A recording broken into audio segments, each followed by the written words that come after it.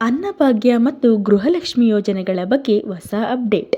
Pending ಹಣ ಬಿಡುಗಡೆಗೆ ಮಹತ್ವದ ನಿರ್ಧಾರ.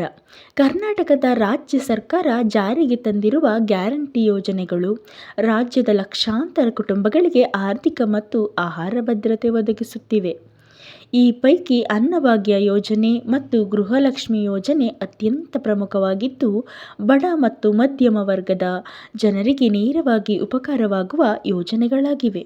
ಇತ್ತೀಚಿನ ದಿನಗಳಲ್ಲಿ ಈ ಎರಡು ಯೋಜನೆಗಳಿಗೆ ಸಂಬಂಧಿಸಿದಂತೆ ಹಲವು ಗೊಂದಲಗಳು, ವಿಳಂಬಗಳು ಮತ್ತು ಪೆಂಡಿಂಗ್ ಹಣದ ಬಗ್ಗೆ ಪ್ರಶ್ನೆಗಳು ಎದುರಾಗುತ್ತಿದ್ದವು.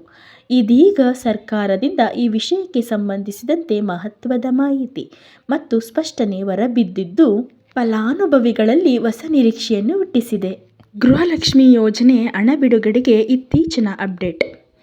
ಗೃಹಲಕ್ಷ್ಮಿ ಯೋಜನೆ ಕರ್ನಾಟಕ ಸರ್ಕಾರದ 5 ಗ್ಯಾರಂಟಿ ಯೋಜನೆಗಳಲ್ಲಿ ಒಂದಾಗಿದ್ದು, ಮಹಿಳಾ ಸಬಲೀಕರಣವನ್ನು ಗುರಿಯಾಗಿಸಿಕೊಂಡಿದೆ. ಈ ಯೋಜನೆ ಅಡಿಯಲ್ಲಿ ಅರ್ಹ ಕುಟುಂಬದ ಮಹಿಳಾ ಮುಖ್ಯಸ್ಥರ ಬ್ಯಾಂಕ್ ಖಾತೆಗೆ ಪ್ರತಿ ತಿಂಗಳು 2,000 ನೇರವಾಗಿ ಜಮಾ ಮಾಡಲಾಗುತ್ತದೆ. ಈ ಯೋಜನೆ ಪ್ರಾರಂಭವಾದಾಗಿನಿಂದ ಈಗಾಗಲೇ ಮಹಿಳೆಯರು ಸುಮಾರು 24 ಕಂತುಗಳ ಹಣವನ್ನು ಪಡೆದುಕೊಂಡಿದ್ದಾರೆ. ಅಂದರೆ ಪ್ರತಿ ಫಲಾನುಭವಿಗಳಿಗೆ ಒಟ್ಟು ಸುಮಾರು 48,000 ಹಣ ಈವರೆಗೆ ಜಮಾ ಆಗಿದೆ. ಆದರೆ ಇತ್ತೀಚಿನ ಕೆಲವು ತಿಂಗಳುಗಳಲ್ಲಿ ಹಣ ಜಮಾ ವಿಳಂಬವಾದ ಕಾರಣ ಅನೇಕ ಮಹಿಳೆಯರು ಮುಂದಿನ ಕಂತಿನ ಬಗ್ಗೆ ಆತಂಕಗೊಂಡಿದ್ದರು. 25ನೇ ಕಂತಿನ ಹಣ ಬಿಡುಗಡೆ ಕುರಿತು ಮಾಹಿತಿ. ಇತ್ತೀಚೆಗೆ ಸರ್ಕಾರದಿಂದ ಬಂದಿರುವ ಮಾಹಿತಿಯ ಪ್ರಕಾರ ಗೃಹಲಕ್ಷ್ಮಿ ಯೋಜನೆಯ 25ನೇ ಕಂತಿನ ಹಣ ಬಿಡುಗಡೆ ಪ್ರಕ್ರಿಯೆ ಪ್ರಾರಂಭವಾಗಿದೆ. ಈಗಾಗಲೇ ಕೆಲವು ಜಿಲ್ಲೆಗಳಲ್ಲಿ ಮಹಿಳಾ ಫಲಾನುಭವಿಗಳ ಖಾತೆಗೆ ಹಣ ಜಮಾ ಆಗಿದೆ. ಹಾಗಿದ್ದರೆ ಹಣ ಜಮಾವಾಗಿರುವ ಜಿಲ್ಲೆಗಳ್ಯಾವು? ಕೊಪ್ಪಳ, ಗದಗ, ಹಾವೇರಿ, ರಾಯಚೂರು, ಯಾದಗಿರಿ, ಕಲಬುರಗಿ, ಮೈಸೂರು, ಚಿಕ್ಕಬಳ್ಳಾಪುರ, ವಿಜಯಪುರ. ಇನ್ನುಳಿದ ಜಿಲ್ಲೆಗಳ ಫಲಾನುಭವಿಗಳ ಖಾತೆಗಳಿಗೆ ಕೂಡ ಹಂತ ಹಂತವಾಗಿ ಹಣ ಜಮಾವಾಗುತ್ತಿದೆ.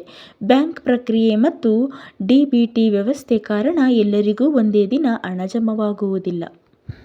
ಅನ್ನಭಾಗ್ಯ ಯೋಜನೆ ಪೆಂಡಿಂಗ್ ಹಣ ಕುರಿತು ಸ್ಪಷ್ಟನೆ. ಅನ್ನಭಾಗ್ಯ ಯೋಜನೆ ರಾಜ್ಯದ ಬಡ ಕುಟುಂಬಗಳಿಗೆ ಆಹಾರ ಭದ್ರತೆ ಒದಗಿಸುವ ಉದ್ದೇಶದಿಂದ ಜಾರಿಗೆ ತರಲಾಗಿದೆ. ಈ ಯೋಜನೆಯಡಿಯಲ್ಲಿ ರೇಷನ್ ಕಾರ್ಡ್ ಹೊಂದಿರುವ ಪ್ರತಿಯೊಬ್ಬ ಫಲಾನುಭವಿಗೆ ಪ್ರತಿ ತಿಂಗಳು ನಿಗದಿತ ಪ್ರಮಾಣದ ಅಕ್ಕಿಯನ್ನು ಉಚಿತವಾಗಿ ನೀಡಲಾಗುತ್ತದೆ. ಹಣದ ಬದಲು ಅಕ್ಕಿ ಹಿನ್ನೆಲೆ ಏನು? 2024-25ನೇ ಅವಧಿಯಲ್ಲಿ ಕೆಲ ಸಮಯ ಕೇಂದ್ರ ಸರ್ಕಾರದಿಂದ ಅಕ್ಕಿ ಪೂರೈಕೆ ಸರಿಯಾಗಿ ಲಭ್ಯವಾಗದ ಕಾರಣ ರಾಜ್ಯ ಸರ್ಕಾರವು ತಾತ್ಕಾಲಿಕವಾಗಿ ಅಕ್ಕಿಯ ಬದಲಾಗಿ ಹಣವನ್ನು ನೇರವಾಗಿ ಖಾತೆಗೆ ಜಮಾ ಮಾಡುವ ವ್ಯವಸ್ಥೆ ಜಾರಿಗೆ ತಂದಿತ್ತು. ಆ ಸಂದರ್ಭದಲ್ಲಿ ಪ್ರತಿ ಫಲಾನುಭವಿಗೆ 5 ಕೆಜಿ ಅಕ್ಕಿ ಬದಲಾಗಿ ಪ್ರತಿ ಕೆಜಿಗೆ 34 ರೂಪಾಯಿಯಂತೆ ಒಟ್ಟು ₹170 ನೇರವಾಗಿ ಖಾತೆಗೆ ವರ್ಗಾವಣೆ ಮಾಡಲಾಗುತ್ತಿತ್ತು. ಆದರೆ ಈ ಹಣವು ಕೆಲವು ಫಲಾನುಭವಿಗಳ ಖಾತೆಗೆ ಸಂಪೂರ್ಣವಾಗಿ ಜಮಾ ಆಗಿರಲಿಲ್ಲ. ಕೆಲವರಿಗೆ 2-3 ಕಂತುಗಳು ಪೆಂಡಿಂಗ್ ಆಗಿದ್ದವು. ವಿಧಾನಸಭೆಯಲ್ಲಿ ಅನ್ನಭಾಗ್ಯ ವಿಚಾರ ಚರ್ಚೆ. ಈ ವಿಷಯವನ್ನು ಶಾಸಕರಾದ ಮಹೇಶ್ ತೆಂಗಿನಕಾಯಿ ಅವರು ವಿಧಾನಸಭೆಯಲ್ಲಿ ಪ್ರಸ್ತಾಪಿಸಿದ್ದರು.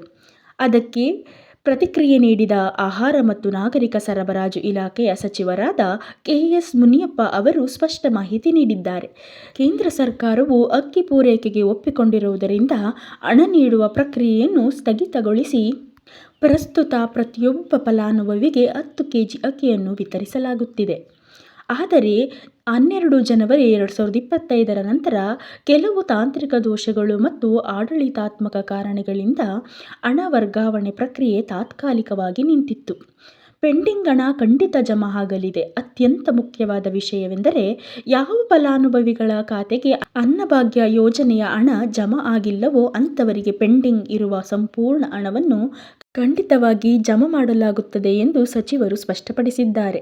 ಇದರ ಜೊತೆಗೆ ಅವರು ಕರ್ನಾಟಕವನ್ನು ಹಸಿವು ಮುಕ್ತ ರಾಜ್ಯವನ್ನಾಗಿ ಮಾಡುವುದೇ ನಮ್ಮ ಗುರಿ. ಯಾವ ಫಲಾನುಭವಿಗೂ ಆಹಾರ ಅಥವಾ ಹಣದ ಕೊರತೆ ಉಂಟಾಗದಂತೆ ನೋಡಿಕೊಳ್ಳುತ್ತೇವೆ ಎಂದು ಭರವಸೆ ನೀಡಿದ್ದಾರೆ. ಗೃಹಲಕ್ಷ್ಮಿ ಮತ್ತು ಅನ್ನಭಾಗ್ಯ 2 ಯೋಜನೆಗಳ ಪೆಂಡಿಂಗ್ ಹಣದ ಬಗ್ಗೆ ಸರ್ಕಾರದ ನಿಲುವು. ಸರ್ಕಾರದ ಇತ್ತೀಚಿನ ಹೇಳಿಕೆಗಳ ಪ್ರಕಾರ ಗೃಹಲಕ್ಷ್ಮಿ ಯೋಜನೆಯ ಪೆಂಡಿಂಗ್ ಕಂತುಗಳು, ಅನ್ನಭಾಗ್ಯ ಯೋಜನೆಯ ಬಾಕಿ ಹಣ ಈ ಎರಡನ್ನೂ ಶೀಘ್ರದಲ್ಲೇ ಫಲಾನುಭವಿಗಳ ಖಾತೆಗೆ ನೇರವಾಗಿ ಜಮಾ ಮಾಡಲಾಗುತ್ತದೆ.